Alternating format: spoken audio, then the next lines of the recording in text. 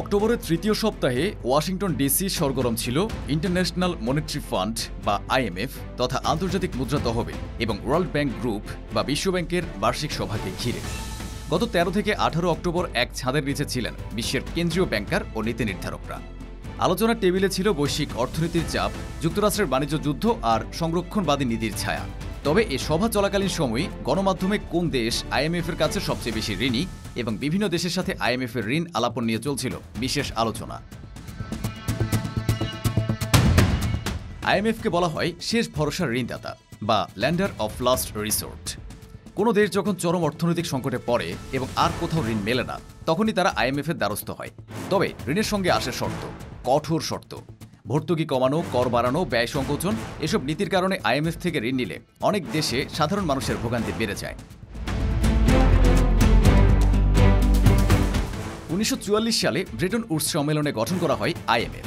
গঠনের উদ্দেশ্য ছিল দ্বিতীয় বিশ্বযুদ্ধ পরবর্তী অর্থনীতিকে স্থিতিশীল করা। ৪৪ সদস্য দিয়ে শুরু করা এই সংস্থার বর্তমান সদস্য সংখ্যা ১৯১। এর প্রত্যেক সদস্য দেশ তাদের অর্থনীতির অনুপাতে আইএমএফকে একটি নির্দিষ্ট কোটার সমপরিমাণ অর্থ দেয়। প্রদত্ত এ কোটা দেশের ভোটিং ক্ষমতা ও ধার নেওয়ার সীমা নির্ধারণ করে। দেশগুলোর কোটার টাকা দিয়েই তৈরি হয় বিশাল তহবিল। বর্তমানে আইএমএফ এর হাতে ঋণ দেওয়ার সক্ষমতা প্রায় $1 ট্রিলিয়ন। বাস্তবে ধনী দেশগুলোই আইএমএফ এর মূল সরবরাহকারী। তারা ঋণ দেয় আর সুদ পায়। শুধু ২০২৪ সালে ঋণদাতা দেশগুলো মিলে সুদ হিসেবে আয় করেছে প্রায় $5 বিলিয়ন। ২০২৫ সালের অক্টোবর পর্যন্ত অন্তত ৮৬টি দেশ মিলে আইএমএফ এর কাছে প্রায় $১৬২ বিলিয়ন ঋণ। এর মধ্যে মাত্র ৩টি দেশে ঋণের প্রায় অর্ধেকের মালিক, আর 10টি দেশ মূল ঋণের ৭৩% মালিক। সবচেয়ে বড় ঋণী দেশ হল ৩টি। ১. আর্জেন্টিনা, $৫৭ বিলিয়ন ঋণী। ২. ইউক্রেন, $১৪ বিলিয়ন ঋণী। ৩. মিশর, $৯ বিলিয়ন ঋণী। কিছু ছোট ছোট দেশের সংখ্যা অঙ্কে বড় না হলেও জিডিপির তুলনায় অনেক বড় ঋণ নেওয়া আছে। জিডিপির তুলনায় বড় ঋণী দেশগুলো হল: ১. সুরিনাম, জিডিপির 13% ঋণী। ২. মধ্য আফ্রিকান প্রজাতন্ত্র, ৯.৪% ঋণী। ৩. আর্জেন্টিনা, ৮.৩% ঋণী। ৪. বার্বাডোস, ৭.৪% ঋণী। এছাড়া গাম্বিয়া, ইকুয়েডর, ইউক্রেন, দক্ষিণ কোরিয়া ও সিসিলেসেরও জিডিপির ৬% বেশি ঋণ রয়েছে। বাংলাদেশ সরকার আইএমএফ এর সঙ্গে $৪.৭ বিলিয়ন ঋণের চতুর্থ ও পঞ্চম কিস্তি ছাড়ের বিষয়ে প্রাথমিক চুক্তিতে পৌঁছেছে। এতে ২ কিস্তির প্রায় $১.৩ বিলিয়ন ছাড় পাওয়ার পথ খুলেছে। পাশাপাশি অতিরিক্ত $৭৬২ মিলিয়ন ঋণের অনুরোধও করা হয়েছে। তবে আইএমএফ বলছে রাজস্ব আহরণ বৃদ্ধি, ভর্তুকি হ্রাস ও বিনিময় হার সংস্কারের মতো শর্ত পূরণে অগ্রগতি জরুরি। সরকারও শর্তানুযায়ী কর সংস্কার, মূসক বৃদ্ধি ও এনবিআর ভেঙে ২টি বিভাগ তৈরির পদক্ষেপ নিয়েছে। এই পদক্ষেপগুলোতে বিদেশি অর্থায়নের দ্বার খুলবে বলে আশা করছে সরকার। তবে অর্থ উপদেষ্টা ডক্টর সালেহ আহমেদ পরিষ্কারভাবে জানিয়েছেন, বাংলাদেশের স্বার্থবিরোধী কোনো শর্ত আর মানা হবে না। অন্যদিকে এই ঋণ কর্মসূচির পর্যালোচনার জন্যই শিগগিরই বাংলাদেশ সফরে আসছে আইএমএফ এর একটি দল। এবার ২টি গুরুত্বপূর্ণ খাতে সরকারের অগ্রগতি পর্যবেক্ষণ করবে তারা। একটি হচ্ছে রাজস্ব আহরণ বাড়ানোর মাধ্যমে রাজস্ব খাতে সংস্কার, অন্যটি আর্থিক খাতে সংস্কার।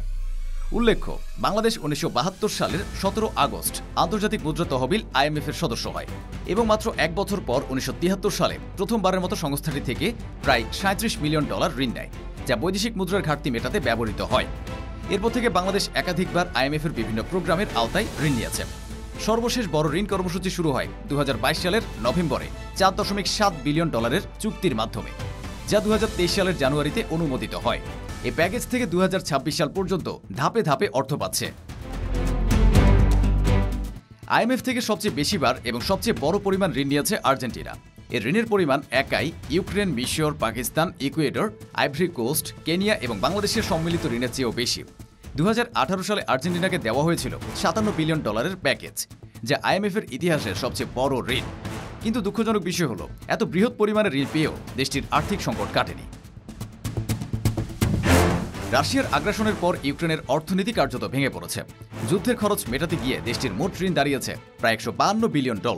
২০২৩ সালে আইএমএফ ৪ বছরের জন্য $১৫.৫ বিলিয়ন প্যাকেজ অনুমোদন করে। আর তৃতীয় বৃহৎ ঋণ গ্রহণকারী দেশ মিশর বছরের পর বছর ধরে ভুগছে বৈদেশিক মুদ্রার সংকট আর মুদ্রাস্ফীতির চাপে।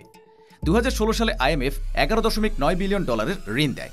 বর্তমানে দেশটি দাবি করছে এবছর তাদের মুদ্রাস্ফীতি অর্ধেকে নেমে এসেছে। আইএমএফ বিশ্ব অর্থনীতিকে স্থিতিশীলতার প্রতিশ্রুতি দিলেও এর ঋণ নীতির কঠোর শর্ত অনেক সময় দেশগুলোকে রাজনৈতিক ও সামাজিক চাপে ফেলে দেয়। অধিকাংশ সময় তাদের ঋণ তাৎক্ষণিক সংকট মেটায়, কিন্তু টেকসই সমাধান দিতে পারে না। ফলে প্রশ্ন উঠছে, আইএমএফের কাছে ঋণ নেওয়া কি সত্যি মুক্তির পথ, নাকি এটি নতুন এক দীর্ঘমেয়াদী সংকটের সূচনা?